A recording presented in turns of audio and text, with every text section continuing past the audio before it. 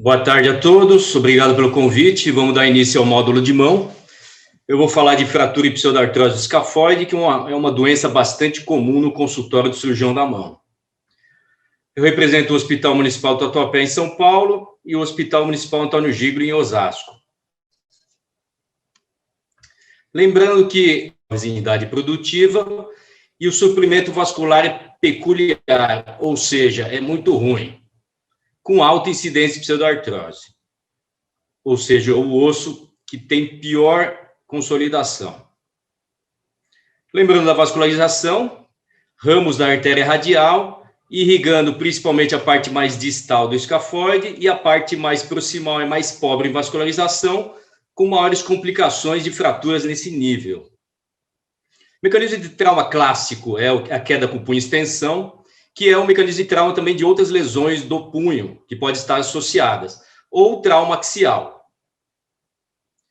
Como é que é feito o diagnóstico? Através da avaliação clínica edema, dor no local, dor na tabaqueira anatômica, teste da pistonagem positivo. E quanto aos exames, temos as radiografias, a tomografia, que é interessante na avaliação da consolidação, e também, nos casos de pseudartrose do escafoide, na avaliação articular, se tem artrose na radiocárpica, na mediocárpica. A cintilografia óssea é interessante na avaliação das fraturas ocultas, dá um diagnóstico mais precoce, assim como a ressonância também.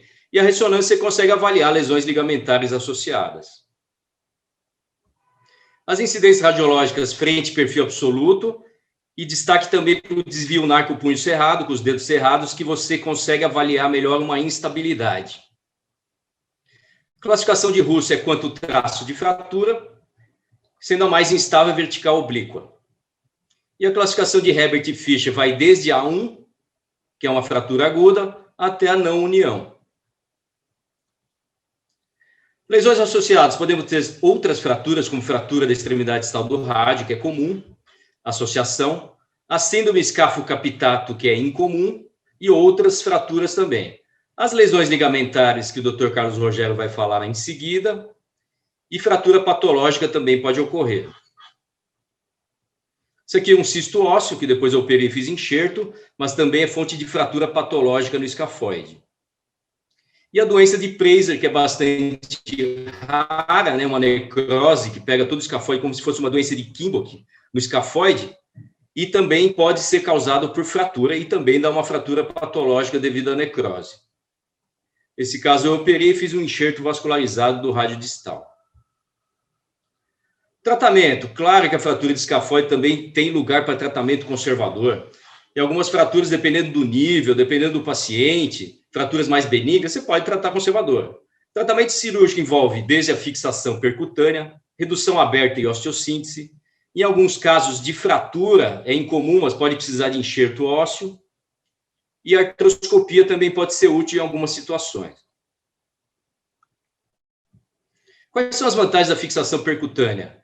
A fratura geralmente ocorre em paciente jovem, então leva a um retorno mais rápido ao trabalho. E com síntese rígida, você consegue uma mobilidade mais precoce e um resultado funcional melhor também. Fora, o mais importante também, que diminui o risco de não consolidação. Quais as técnicas de fixação percutânea? Você pode fazer anterógrada ou retrógrada, isso depende do nível da fratura e também da preferência do cirurgião. A artroscopia também é interessante, como auxiliar, tanto na inspeção artroscópica de todo o punho, se tem alguma lesão associada, quanto também na fixação mais precisa do escafoide. E, mais recentemente, a navegação também é útil nessa situação. Na redução aberta, você também pode fazer via volar ou dorsal, via volar de Russell, que é clássica, e dorsal também você pode ser utilizado, principalmente quando você quer investigar outras lesões ou tem uma luxação associada à fratura do escafoide, e aí é interessante essa via. Quanto ao material, pode usar fio de Kirchner quando não há outro material disponível. Nas fraturas são muito proximais, ou então a sua opção em algum enxerto vascularizado, você não quer colocar parafuso para não arrebentar o fragmento.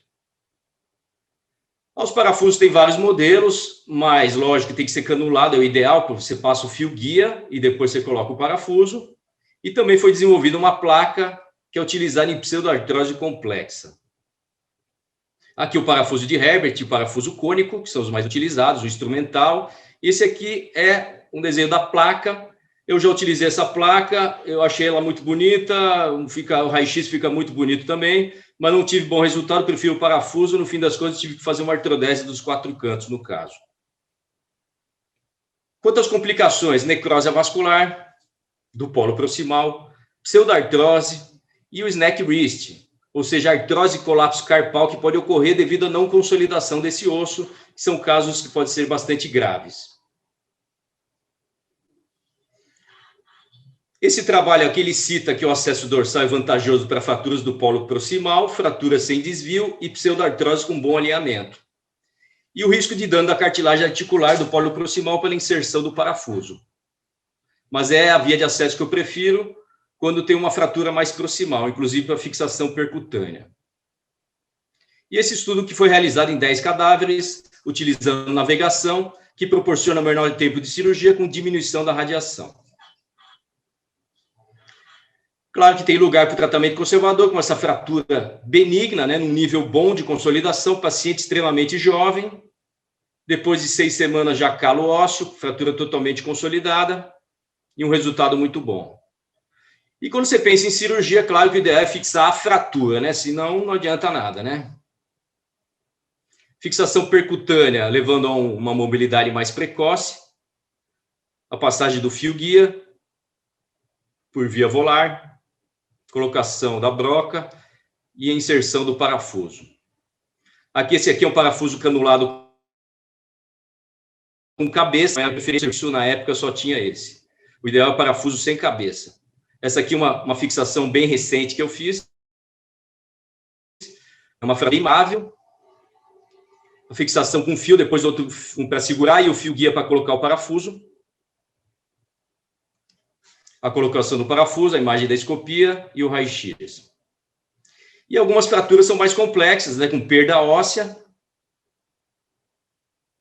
E aqui foi colocado enxerto com parafuso. A fratura de rádio é muito comumente associada à fratura de escafoide, nesse caso com fragmento dorsal, desculpe o raio-x com gesso, e um fragmento bastante instável do rádio também. Aqui foi feito tudo percutâneo, com parafuso e um fio de Kirchner também.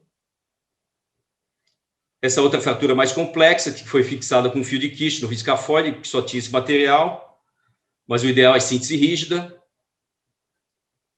a colocação da placa no rádio, raio-x final. Essa é a síndrome escafocapitato, ou síndrome de Fenton, que é uma fratura grave de trauma de alta energia, que tem fratura do escafoide e fratura do colo do capitato, com rotação da cabeça em torno de 180 graus. Aqui no perfil podemos observar a luxação perilunar.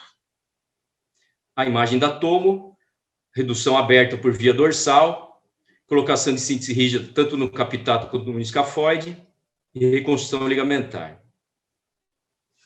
A artroscopia é útil nas fraturas desviadas redutíveis e desviadas instáveis. E é possível avaliação de lesões associadas. Essa que é a grande vantagem da artroscopia.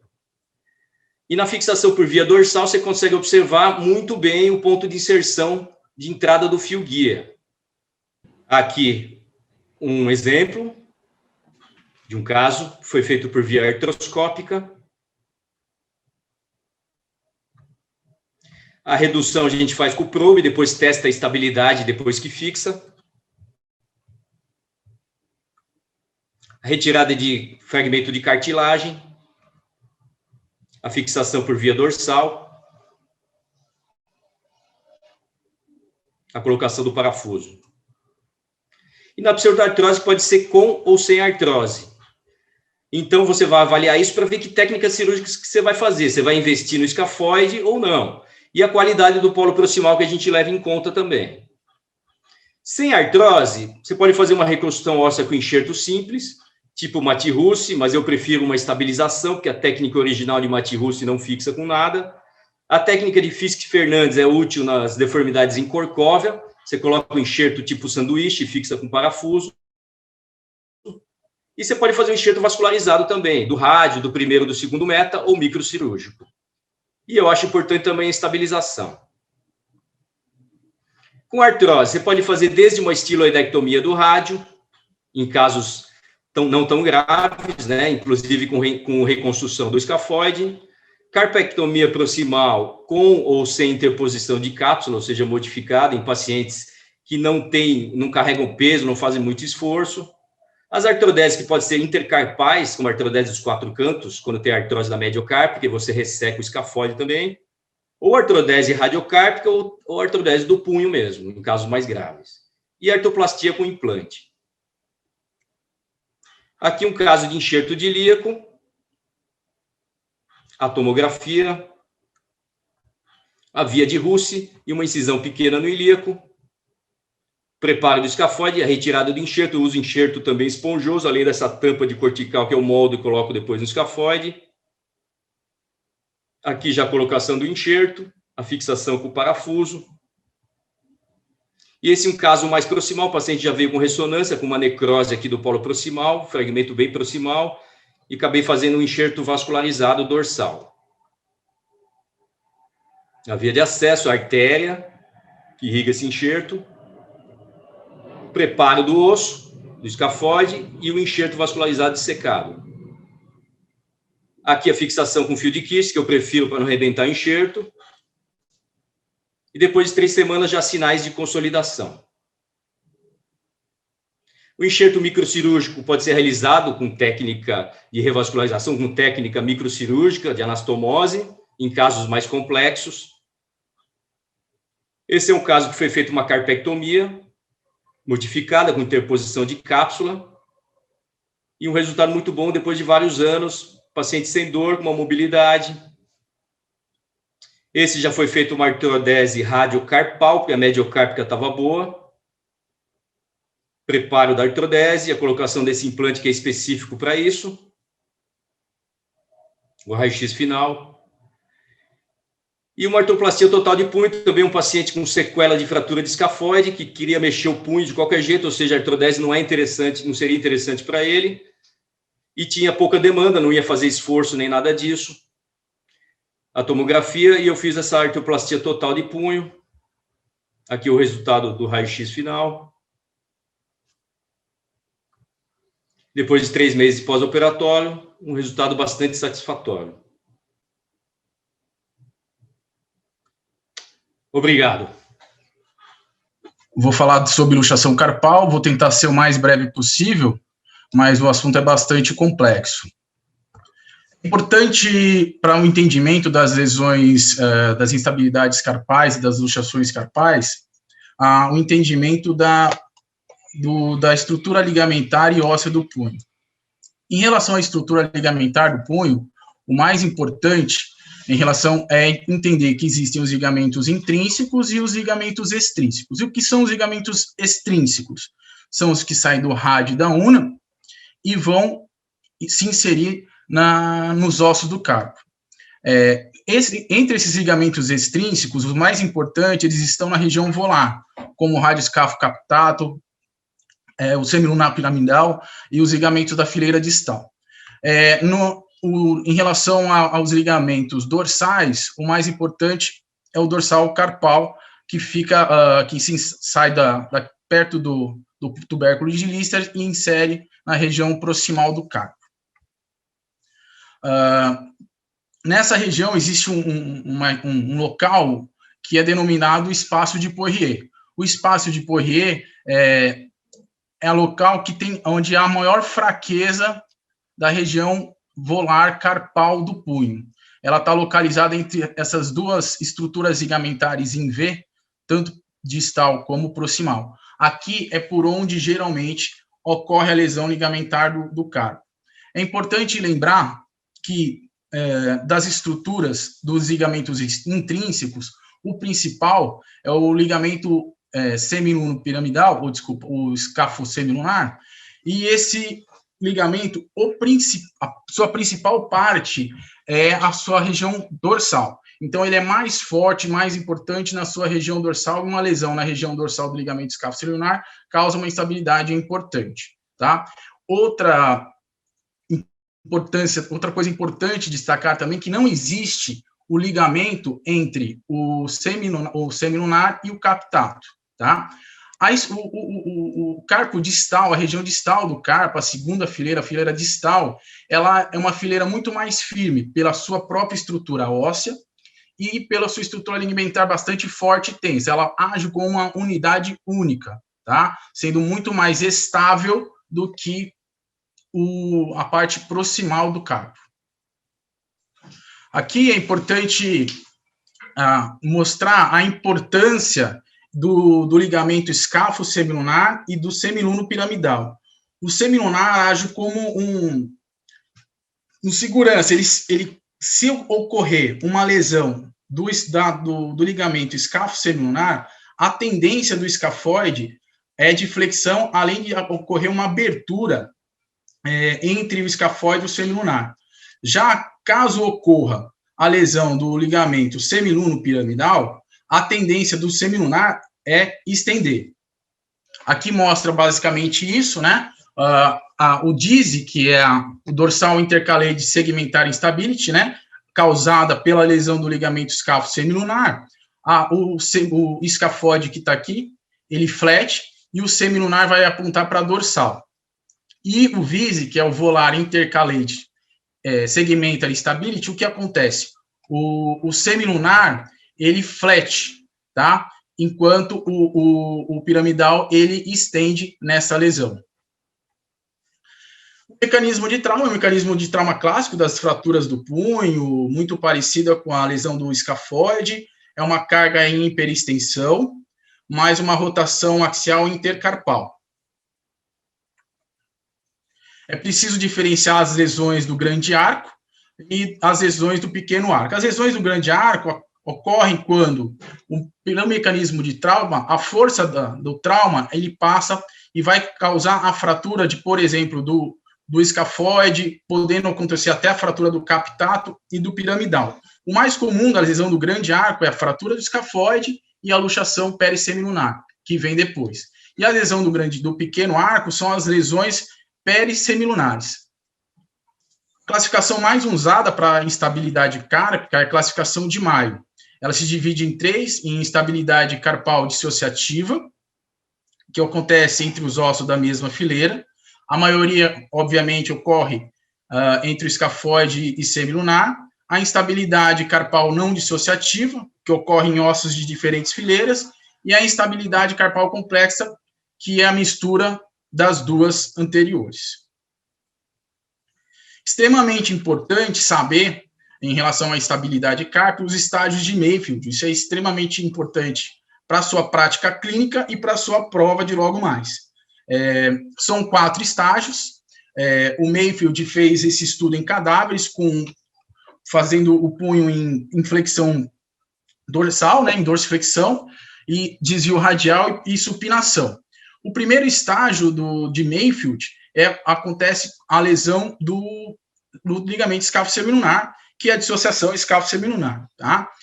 O segundo estágio ocorre entre o semilunar e o captato, lembrando, novamente, que não existe ligamento entre o semilunar e o captato. Ocorre, né, no estágio 2 a lesão do ligamento radioescáfo-captato. No terceiro estágio de Mayfield, ocorre a lesão do ligamento luno-piramidal, e o quarto estágio é a lesão da rádio-semilunar, tá? A dissociação escáfo-semilunar, mais comum e o mais frequente é a lesão escáfo-semilunar, tá? A lesão escáfo-semilunar, no estágio Mayfield, é um Mayfield 1, tá? O que acontece? A lesão do ligamento, o escafoide, ele tem a tendência a fletir. Então, com o rompimento do ligamento, o escafoide, ele flete, e o semilunar, pela própria força de extensão e tendência à flexão também do piramidal, o semilunar vai estender, vai para a dorsal.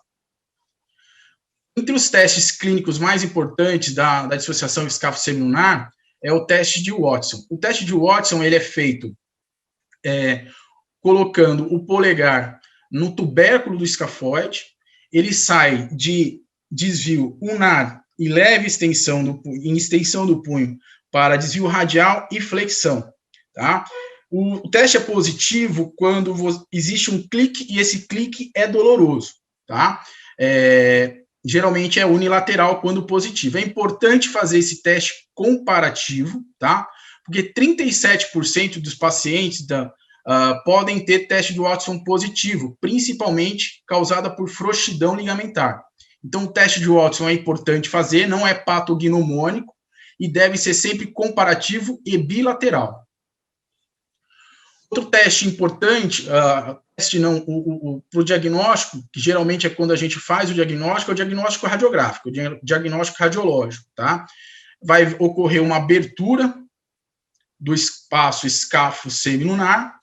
Quando você tem dúvida, obviamente nessa figura não há dúvida, mas quando você tem dúvida se o espaço escáfo semilunar ele está aberto ou está fechado, você faz um raio-x com o punho cerrado, com a mão bem fechada, por quê? Fazendo com o punho cerrado, a tendência do captato é migrar proximamente e, caso tenha lesão da escáfo semilunar, vai abrir esse espaço. Outro sinal bastante conhecido, que é a abertura desse espaço, é o sinal de Terry Thomas, que é esse comediante inglês, que tinha os dentes separados, e o sinal do anel. O sinal do anel ocorre por quê? Porque o escafoide ele flete e ocorre uma sobreposição do tubérculo do escafoide, e essa sobreposição forma esse anel. O ângulo escáfo semilunar é importante no raio-x em perfil. O ângulo escáfo semilunar é normal de 30 a 60 graus e ele é patológico na lesão escáfo semilunar a partir de 76 graus, 80 graus. Outros exames, a tomografia computadorizada, você pode fazer a utilização, mas geralmente o diagnóstico com o raio-x é bastante resolutivo. Ressonância nuclear magnética também pode ser utilizada, caso você tenha a mão e seja fácil e rápida. E o outro método diagnóstico bastante importante, com bastante sensibilidade e especificidade, é a artroscopia. Existe até uma classificação artroscópica, que é a classificação de Geiser, dividida em 4 graus. Não vou entrar na classificação, mas é bom saber que existe. A classificação mais utilizada hoje para a lesão escáfo semilunar é a classificação de Garcia-Elias, ela vai de 1 a 7, sendo a tipo 1 lesão ligamentar parcial, e a última é a artrose já avançada do punho. Aqui um caso um masculino de 27 anos, com uma lesão aguda, mostra a abertura da escáfo semilunar, um sinal do anel nem tão visível, mas bem visível que existe uma lesão escáfo semilunar, tá? Uma lesão aguda. Foi feito pinagem percutânea, redução, usando fios de Kirchner como joystick. A gente entra geralmente na parte mais distal do escafoide, traz ele tira da posição de flexão para extensão, também usa um joystick no semilunar, tira da extensão para flexão e fixa com fios de Kirchner. Você pode fazer esse mesmo procedimento aberto, fazendo esse tipo de fixação e reconstruindo o ligamento fazendo a reparação do ligamento através de âncora nas lesões mais agudas. Essa lesão, ela já tem 5 meses, um paciente do sexo masculino, então não seria possível conseguir essa redução, muito menos essa reparação do ligamento, a cicatrização do ligamento. Porém, não há nenhum sinal de artrose aqui, na região do carpo. Quando você já tem uma lesão um pouco mais adiantada, porém sem sinais de artrose, geralmente o que a gente faz é uma capsulodese. A capsulodese mais importante, ou mais conhecida, é a capsulodese de Blatt, que a gente faz com um retalho dorsal da cápsula, insere geralmente na parte médio-proximal do escafoide, geralmente com utilização de âncora, foi o que a gente fez aqui.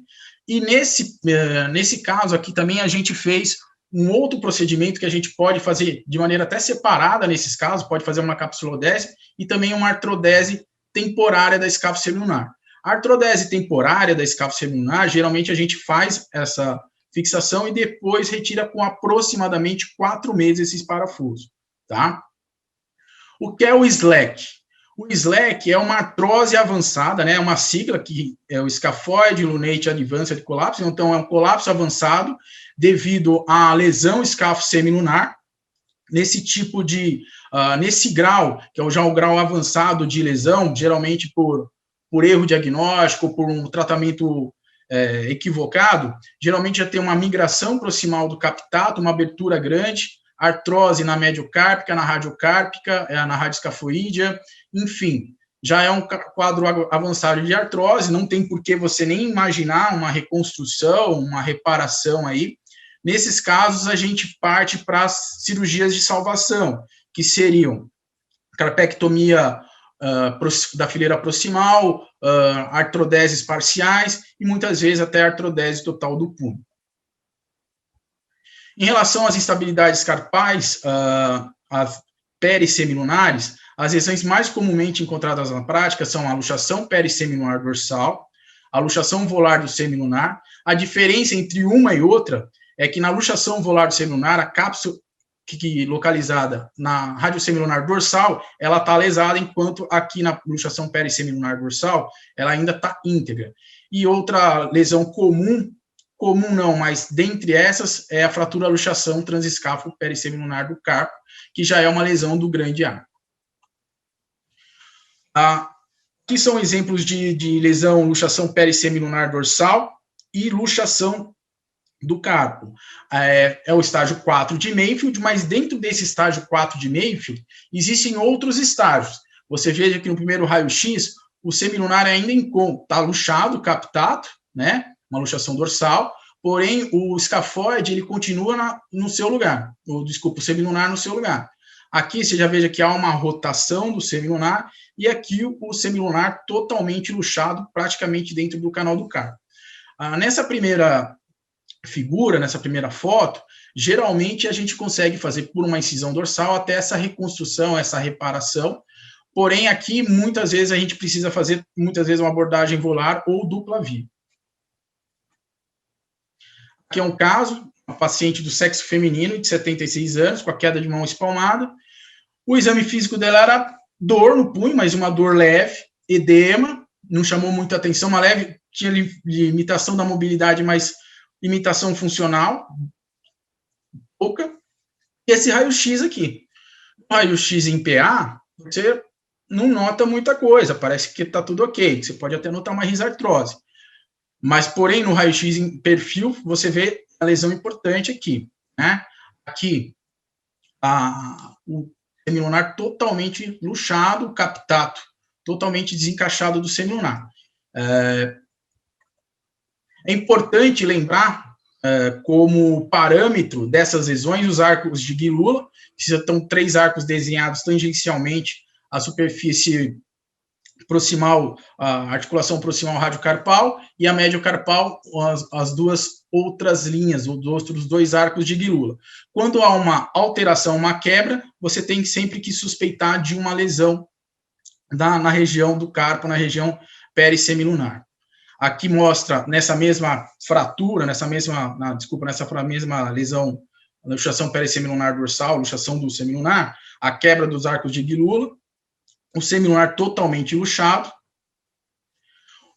Nesses casos, o semilunar toma uma forma triangular, alteração completa do ângulo escáfo-semilunar, né, diminuição dele.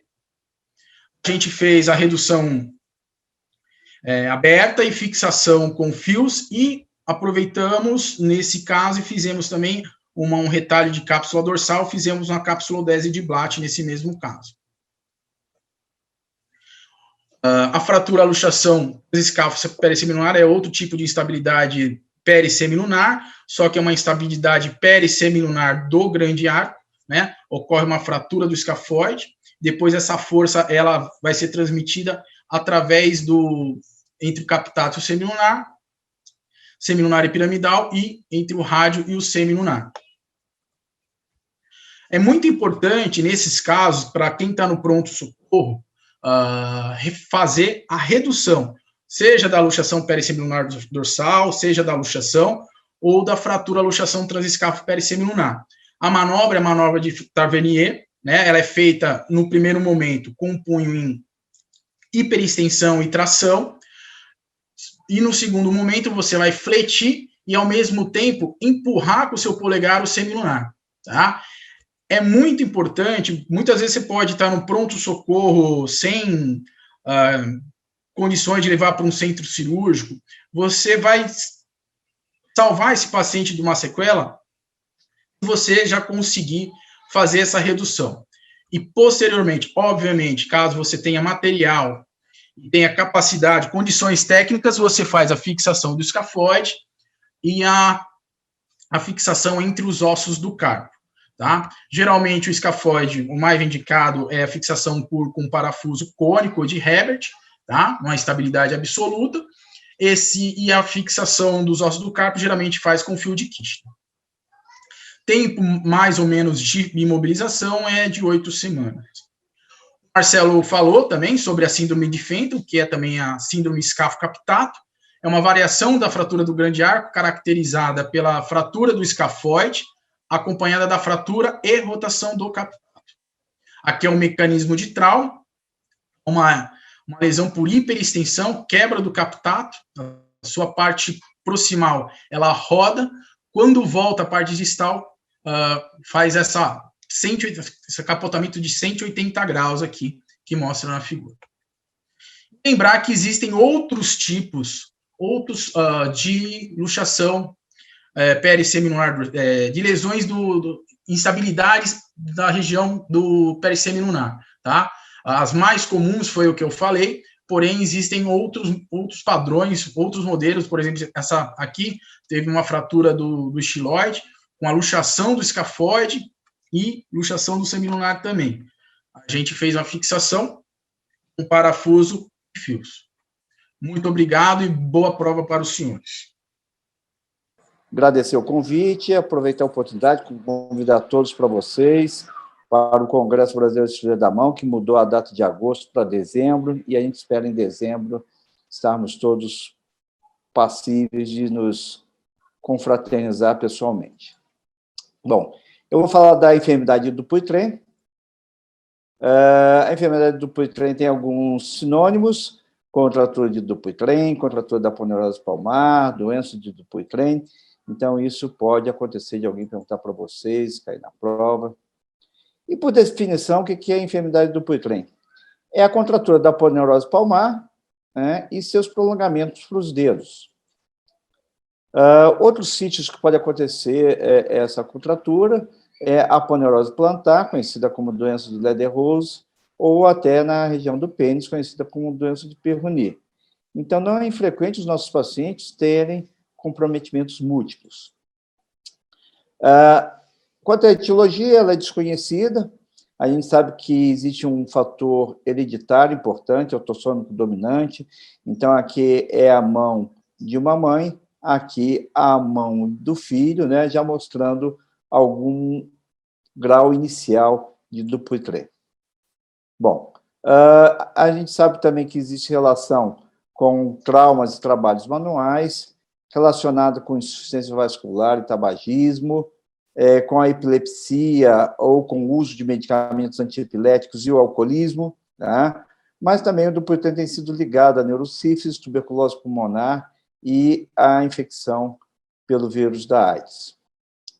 Bom, então aqui é um exemplo de uma paciente, tá, sexo feminino, aqui, ó, começando a fazer o seu Dupuytren com o uso de anticonvulsivante. Bom, o que acontece? Na verdade, existe uma alteração no qual existe uma fibroplasia proliferativa e a aponeurose palmar, que seja normal, ela vai começar a formar os nódulos e os seus cordões. Bom, ela é mais comum entre a 5ª e 7ª década de vida, é mais frequente nos homens, tá? É uma doença praticamente da raça branca, né? Muito rara tanto nos orientais como nos negros, e na grande maioria ela é bilateral.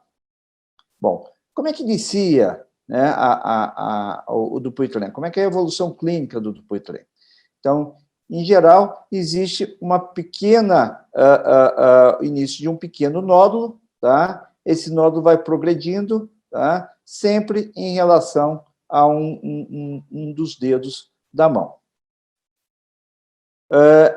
Então, essa contratura ela vai provocando a flexão das articulações metacarpo-falângicas e interfalângicas proximal. Então, geralmente, começar pela metacarpo-falângica e depois compromete a interfalângica. Geralmente, o paciente não refere dor, né? é raro, tá? Às vezes até o paciente refere coceira. Diagnóstico diferencial importante, principalmente em outras doenças que possam provocar flexão da metacarfalângica e da interfalângica. Então, os processos com artrites, congênito, como a camptodactilia, tá? Sequelas de trauma, queimaduras, principalmente da região volar da mão, tá? Ou a chamada síndrome conversiva, no qual o paciente, então, adota essa postura, como aparece aqui na figura. Bom, esse conceito de Luque, de 1959, é importante. Qual é o conceito?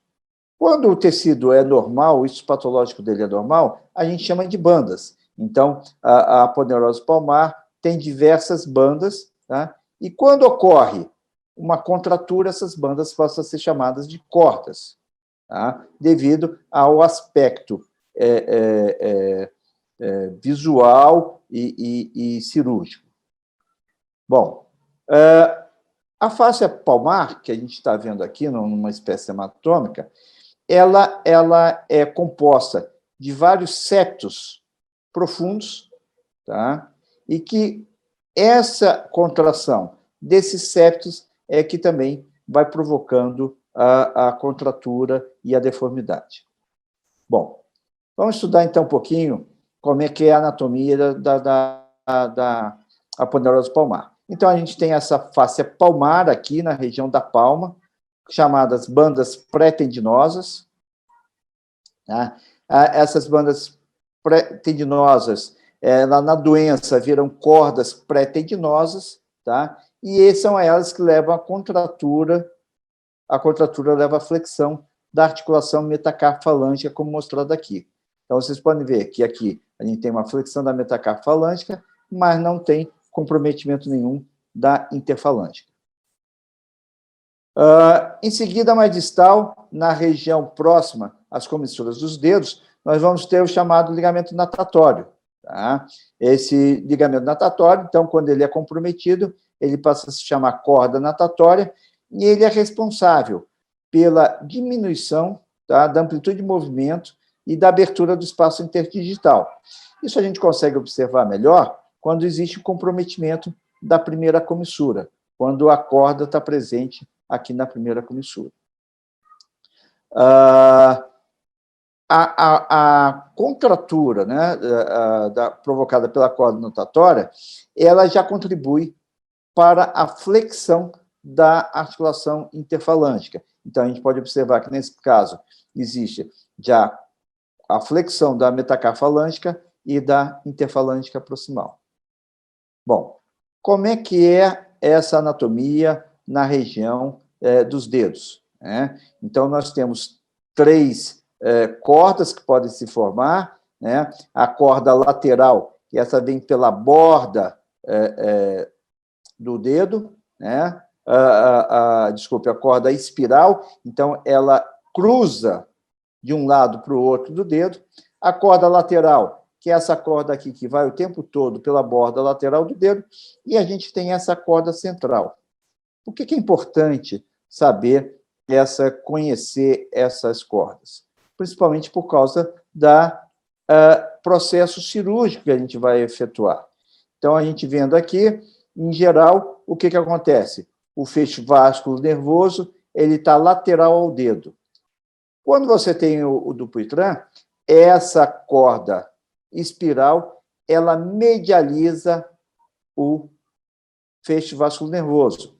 Ou seja, quando a gente vai fazer a ressecção dessa corda espiral no comprometimento digital, a gente tem que tomar muito cuidado na identificação, tanto do nervo como da artéria, né? Que seria, então, a complicação mais frequente da cirurgia do Dupuytren, exatamente a lesão do feixe vasculo nervoso durante a ressecção dessa corda espiral. Então, aqui, novamente, a parte das cordas, mostrando que essas cordas são responsáveis pela flexão da articulação interfalângica também. Bom, Tratamento. O tratamento ele deve ser individualizado, né? Não deve ser feito nenhum tratamento se não há contratura, tá? Então, quando tem só aquela aparência dos nódulos, você não deve fazer nenhum tratamento, tá? E se a contratura está progredindo muito lentamente, então isso às vezes acontece, o paciente vai passando anos e anos, ele vem retornando no consultório, a gente vai observando, a gente vê que a progressão é muito lenta, quase nenhuma. Você não tem que fazer tratamento nenhum se não está causando nenhuma incapacidade para o paciente. Tá? Como é que acontece isso? Então, existe a retração, tá, dessas cordas, e isso vai provocando a deformidade na região palmar e formando os nódulos palmares. Os nódulos, na sua grande maioria, eles não causam nenhum problema funcional. Então, você pode simplesmente observar e aguardar a evolução da doença. Normalmente, a gente indica a cirurgia quando você tem flexão, seja na interfalângica proximal, seja na articulação metacarpofalângica. Tá? Também quando você tem uma diminuição da primeira comissura, lembrando que o polegar é o nosso dedo mais importante, né, é o que diferencia o ser humano das outras espécies em termos de evolução, né? Então, o polegar ele tem que ter a sua amplitude de movimentos o mais perfeita possível. Alguns conceitos, a gente sabe que quando você tem a flexão da articulação metacarpofalângica, essa é uma correção relativamente fácil. Então, a flexão da metacarpofalângica, na grande maioria, é sempre corrigível, tá? Aqui mostrando uma correção pela técnica aberta, no qual você faz a retirada do cordão e você deixa a pele aberta, ocorrendo, então, uma cicatrização por segunda intenção. Tá? Agora, o grande problema são as articulações interfalângicas, principalmente a articulação interfalângica proximal. Ela deve ser corrigida o mais rápido possível, por quê? Porque, pelo tempo prolongado, essa articulação entra em rigidez. E aí pode acontecer de você fazer a cirurgia do Dupuytren e já haver uma contratura em flexão dessa articulação. Então, ela deve ser corrigida o mais rápido possível, você retira todo o cordão e você consegue, então, fazer a extensão do dedo, sem perder também a capacidade de flexão do dedo. Bom, em alguns casos, o que acontece? Devido à flexão da interfalângica proximal, ocorre uma hiperextensão da articulação interfalângica distal. Ela é secundária e compensatória a essa flexão da interfalângica proximal. Então, quando você faz a correção da flexão da interfalângica proximal, você corrige essa hiperextensão da interfalângica distal. Tomar cuidado para não fazer um diagnóstico diferencial com o dedo em botoeiro. Bom, então, como eu já tinha falado, o tratamento cirúrgico ele tem alguns objetivos. O melhor procedimento é individualizado para cada paciente, então você tem que conversar com o paciente, explicar ao paciente como está a situação, o que você vai fazer, o que você pode fazer, né? Isso vai variar também da idade, ocupação, o estado geral do paciente, como é que está a condição de pele, né? Se você tem a presença, como é que está a amplitude de movimento dessa articulação, se você já tem uma artrite degenerativa, né? Então, quanto mais grave o envolvimento e mais grave o prognóstico, mais extensa será a sua cirurgia, né? E, com isso, maior número possíveis de complicações. Bom, quais são as técnicas que a gente tem? A gente pode fazer uma fasciotomia subcutânea, uma fasciectomia parcial, uma fasciectomia completa, uma fasciectomia utilizando enxerto ou até mesmo a amputação de um dedo.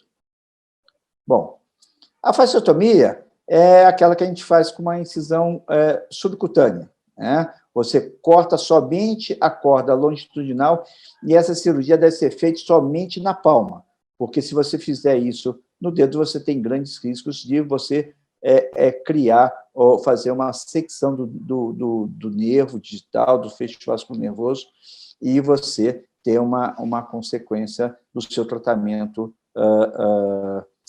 cirúrgico. Bom, essa técnica ela deve ser utilizada em pacientes com uma idade maior, mais avançada, no qual, às vezes, o paciente não tem condição clínica, tá? Você pode fazer, quando há contraturas graves, você pode fazer em 2 tempos. Então, você faz uma fasciotomia subcutânea para depois você ir fazer a sua fasciectomia, tá? Então, isso varia de paciente para paciente, né?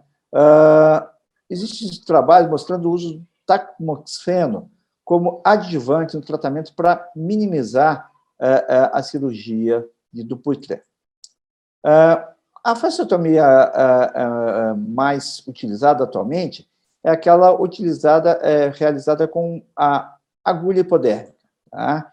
Então, percutaneamente, você entra com a agulha hipodérmica e, com o bisel da agulha hipodérmica, você faz a secção das cordas. Tá? Então, aqui um exemplo, aqui pré-operatório, tinha essa deformidade, aqui essa flexão, essa contratura e flexão da interfalângica, e aqui no pós-operatório, isso a gente faz até no consultório mesmo, a gente faz essa liberação com agulha percutaneamente. Aqui, outro caso, vocês podem ver, uma grave contratura na região palmar, já comprometimento da interfalângica proximal. Tá? A gente pode ver que, apesar da flexão da interfalângica, os nódulos são principalmente na região palmar. Tá? Então, nesses casos, a gente pode fazer, tá, a nossa técnica com a nossa agulha, tomando cuidado. Vocês podem ver que, apesar da técnica com agulha, na hora que você faz a extensão do dedo, essa pele pode rasgar, né? Então, isso tem que ser explicado para o paciente.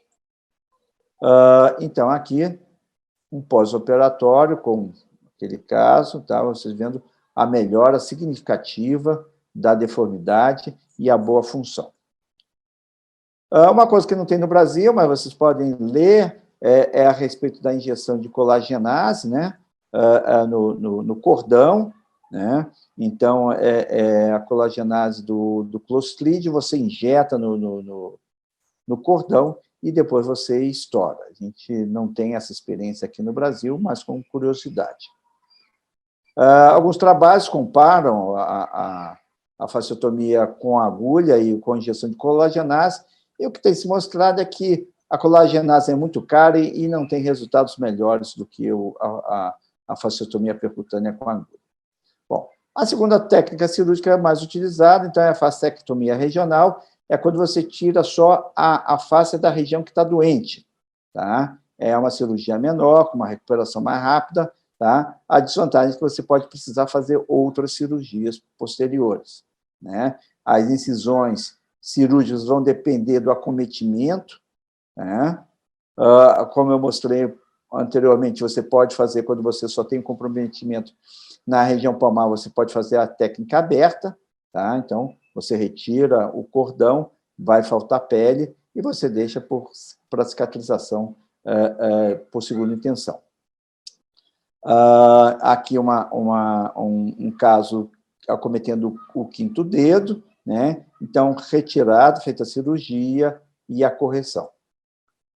Outro caso também, aqui pegando mais o polegar, vocês podem ver que existe uma diminuição da abertura da primeira comissura, tá? Importante sempre identificar os nervos digitais, tá? Para evitar uma lesão, e aí você faz a ressecção do cordão, tá? Aqui o resultado pós-operatório. Um caso já mais grave, vocês podem ver, o paciente mal consegue abrir os dedos, né? Comprometimento de ânus. Então, aqui o cordão na primeira comissura, fazendo, então, a ressecção das cordas digitais, né? Então, é lógico, com uma função em relação ao que estava muito boa, mas devido à gravidade, o paciente não consegue fazer a extensão total dos dedos, mas tem uma função para apreensão. Um outro paciente aqui, então, mostrando grave comprometimento aqui da interfalângica, hiperextensão da interfalangiana distal.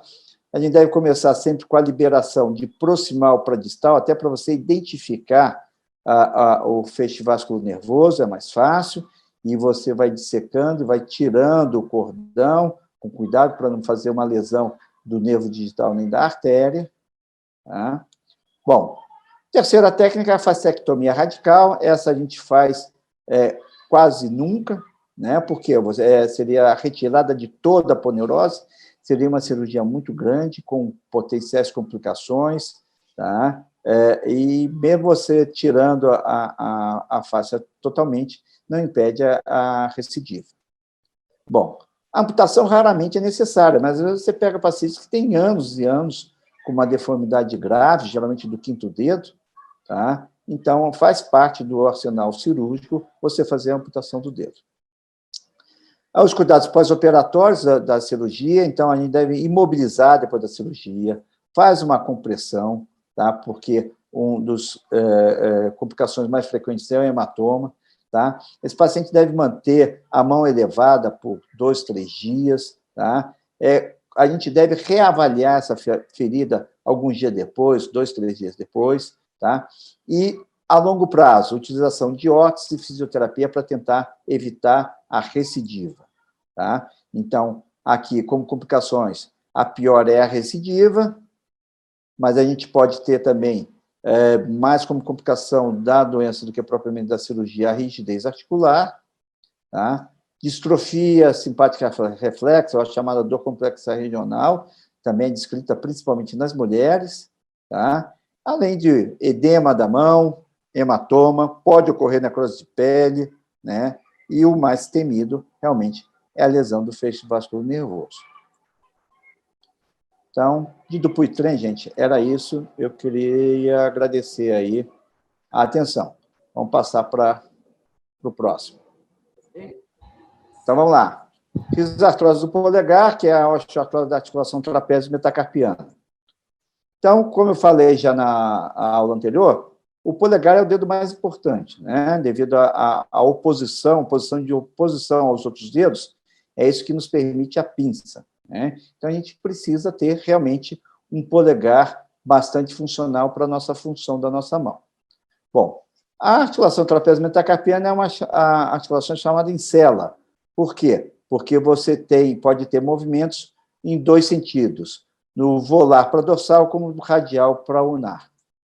Bom, essa articulação, por essa forma, ela precisa ser estabilizada pelos ligamentos, tá? Principalmente o ligamento intermetacarpiano e os ligamentos volares. Quanto à anatomia patológica, o que a gente tem? Na verdade, a gente tem um desgaste. Então, aqui uma peça anatômica do trapézio, vocês estão vendo que ele está no osso subcondral, não tem mais cartilagem aqui. Bom, como é que é o aspecto clínico? Como é que o paciente se apresenta? A apresentação clínica é muito variável, né?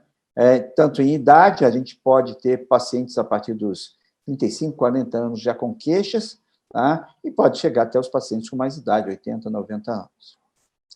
Quanto aos gêneros, existe uma predominância, principalmente nas mulheres, tanto como queixa clínica, ou seja, a queixa de dor por artrose da trapézio metacarpiana é 10 vezes mais frequente nas mulheres, tá? E as alterações radiográficas são muito mais frequentes também nas mulheres do que nos homens.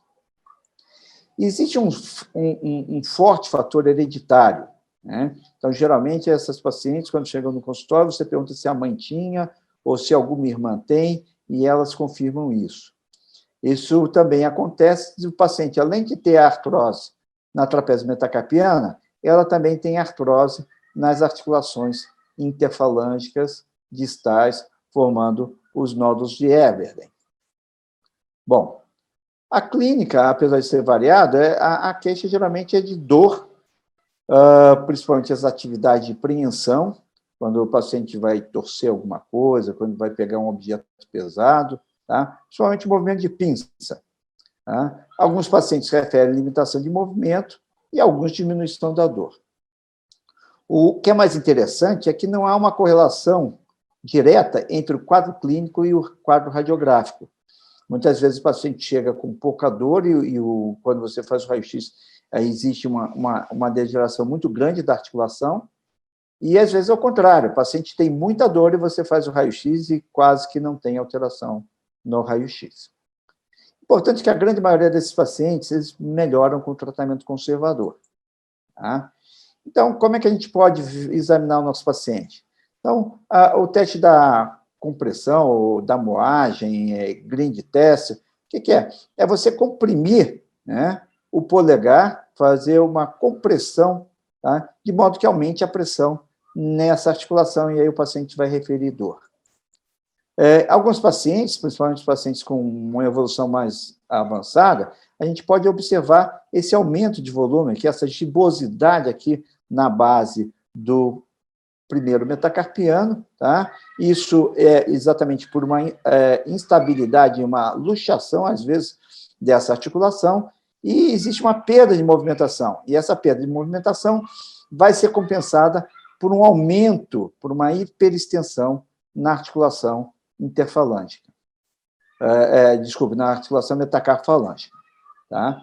E isso, muitas vezes, você pode ver, principalmente também quando o paciente faz uma função de uma pinça. Bom, o exame radiográfico, então, é importante, tá?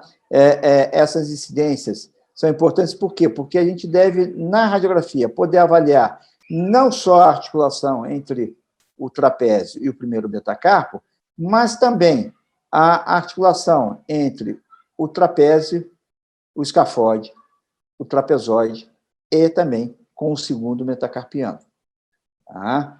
Então, são incidências que a gente deve fazer para a gente poder ter uma boa observação dessas articulações. Bom, como é que a gente estagia a risartrose? Então, a classificação Eaton e Littler, são 4 estágios. No primeiro estágio, aquele paciente que tem dor, você faz o raio-x, você não observa, teoricamente, nenhuma alteração no raio-x. Tá? No tipo 2, você já tem uma diminuição do espaço articular, tá? Já existe uma esclerose no subcondral, tanto do trapézio como do primeiro meta. Pode haver a presença de osteófitos ou corpos livres, mas são pequenos, são menores do que 2 milímetros. No tipo 3, você já tem uma diminuição mais acentuada, às vezes já existe uma luxação dorsal, você pode observar cistos, a esclerose, e os corpos livres ou calcificações já são de um tamanho maior do que 2 milímetros. E o tipo 4 é tudo que tem no tipo 3, mais a artrose do trapézio com o escafoide.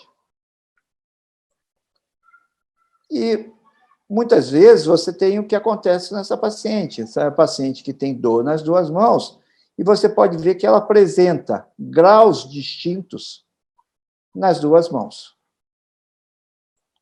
Bom, então vamos falar do nosso tratamento. Primeiro, o tratamento conservador, que deve ser sempre iniciado, e a grande maioria melhora com esse tratamento conservador, como eu falei, mas quando você vai ver a revisão sistemática feita em 2015, uma revisão relativamente recente, tá? Você não tem nenhum trabalho mostrando uma grande evidência de melhora com esse tratamento, mas a gente sempre utiliza. Então, o primeiro e mais simples é o tratamento com imobilização. Tá? A imobilização melhora a dor, não resta dúvida, tá? Mas melhora enquanto o paciente está utilizando. E, na verdade, dependendo do tipo de imobilizador que você está usando, tá? E isso atrapalha muito a função dos pacientes. Então, a experiência que a gente tem é que isso melhora a dor, mas é paliativo. O paciente, muito rapidamente, abandona esse tipo de tratamento, porque o paciente quer ficar livre da dor, mas ele quer utilizar o seu polegar, ele quer fazer as suas atividades. A injeção de corticosteroides, ela é bastante utilizada, tá? Agora, como toda a osteoartrose, a utilização de ácido hialurônico também tem sido preconizado, com resultados satisfatórios, lógico, a curto espaço de tempo, né? O mais efetivo que se acredita em termos de exercícios que principalmente utilizem o fortalecimento do músculo adutor do polegar, tá? Então, isso está bastante em voga atualmente, tá? Quando o tratamento é conservador, ele não é efetivo, então a gente tem que partir para o tratamento cirúrgico. Existem várias técnicas para o tratamento cirúrgico. O que é mais importante, aquilo que eu falei na nossa avaliação radiográfica. A gente tem que ter uma boa avaliação radiográfica para a gente avaliar não só a articulação entre o trapézio e o primeiro metacarpo, mas também as outras articulações que envolvem o trapézio. Bom, a cirurgia talvez mais antiga seja a artrodese, né? A artrodese é uma cirurgia que ela é efetiva para eliminar a dor. Ela é boa, principalmente quando você tem um paciente mais jovem, que tem uma atividade mais ativa, que o paciente precisa de força. Ele tem uma vantagem que ele não encurta o polegar, tá? É referido que ele diminui os movimentos, e isso até certo ponto é verdade, na minha experiência, vou mostrar para vocês. Tem uma grande desvantagem, que é a pseudoartrose, varia de 0% a 47%, tá? Como princípio ortopédico, a gente sabe que quando a gente faz uma artrodese de uma articulação, a gente sobrecarrega as articulações adjacentes, então a gente pode desenvolver artrose nas articulações adjacentes, tá? Então também é uma contraindicação dessa cirurgia se você já tem artrose nas articulações adjacentes, tá?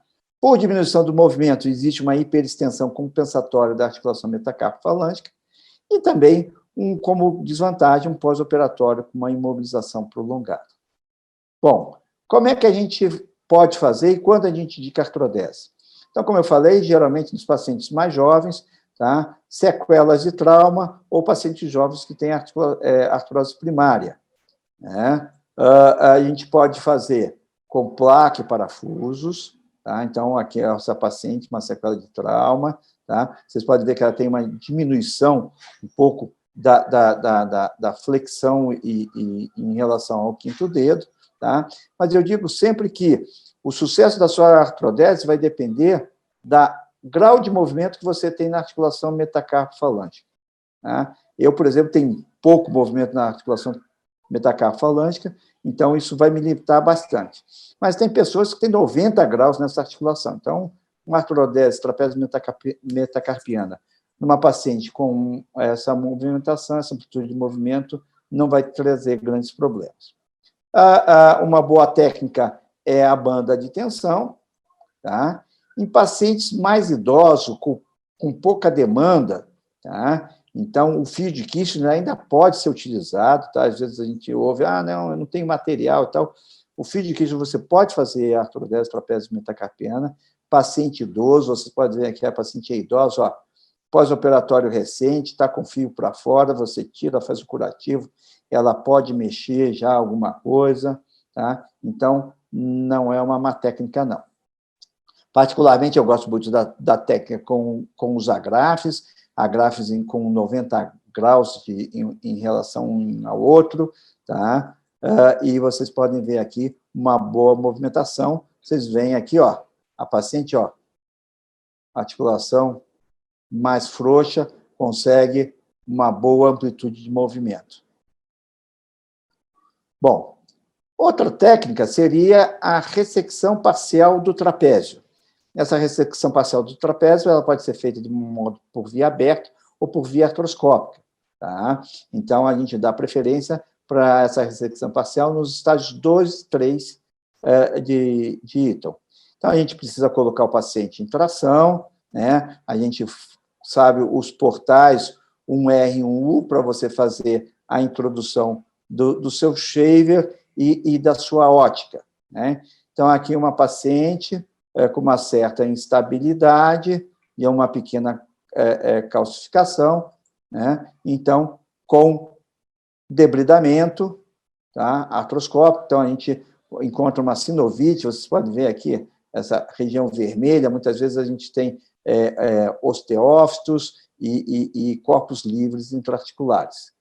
Tá? Então, aqui foi feita a ressecção parcial, essa paciente nutricionista lá do Hospital São Paulo, a gente já tem um segmento de mais de 5 anos. Paciente já mais idosa, vocês veem que já é um grau 3 para 4, tá? Então, a gente precisa fazer a sinovectomia.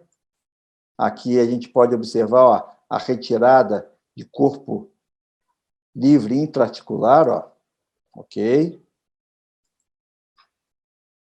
E aí a gente faz o quê? A gente faz a ressecção da porção distal do trapézio, tá? Então, aqui, o resultado é radiográfico, pode ver aqui o espaço,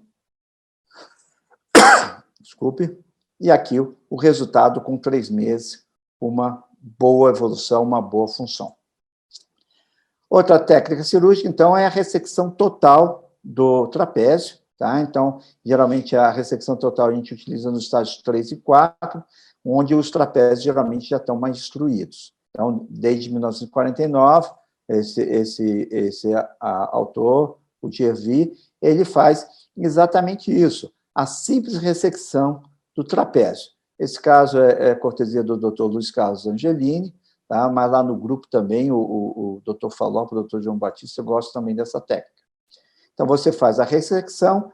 Qual é a desvantagem dessa técnica? Existe uma pequena migração do primeiro meta em relação ao escafoide, mas isso proporciona, na grande maioria, bons resultados. Tá? Outra técnica é você fazer a retirada do trapézio e utilizar alguma coisa para estabilizar esse primeiro metacarpo. O que seria essa coisa? Geralmente, a gente faz uma reconstrução ligamentar com o tendão. A vantagem dessa técnica é que mantém o comprimento do polegar, ela aumenta a estabilidade do ligamento intermetacarpal e tenta dar uma mobilidade próxima ao arco de movimento normal em relação à artrodese. Então, a técnica básica é uma incisão ao longo do eixo do primeiro meta, identifica, cuidado com os ramos do nervo radial, afasta o tendão do extensor e do abdutor, resseca o trapézio, tá? Tomando cuidado que lá no nosso fundo, lá, ó, está o tendão do flexor radial do carpo. Você pode utilizar 2 técnicas. Uma, a utilização de meia fita do flexor radial do carpo para fazer essa estabilização. Então, você coloca uma âncora na base do segundo metacarpo, tá? Aqui, e você passa o seu tendão por um furo que você faz na base do primeiro meta, e aí você reconstrói a parte ligamentar. Tá? Então, aqui, o aspecto radiográfico, né? Então, você vê que existe uma manutenção no espaço do trapézio removido, tá? Aqui a âncora, e aqui a gente pode ver, aqui, ó, o furo feito na base do primeiro meta para passagem da tira do flexor radial do carpo. Então, aqui, ó, o resultado funcional. Então, a cicatriz, utilização do flexor radial do carpo é bem estética e a boa amplitude de movimento e boa função. Outra técnica, então, aqui é a utilização do abdutor longo, tá? Você faz, a vantagem do abdutor que seria só uma incisão, você secciona o abdutor, ou muitas vezes você tem vários abdutores, você tira uma fita, tá? E faz, então, a passagem da fita e faz a fixação no segundo meta, com uma âncora, como eu mostrei no caso anterior, ou você pode utilizar uma âncora absorvível aqui, no qual você prende o abdutor. Novamente, mostrando aqui o espaço mantido e aqui o furo para a passagem do tendão. Então, aqui, ó, boa função, paciente com idade, a gente pode observar aqui. Né? Bom, gente, era isso. Mais uma vez, obrigado.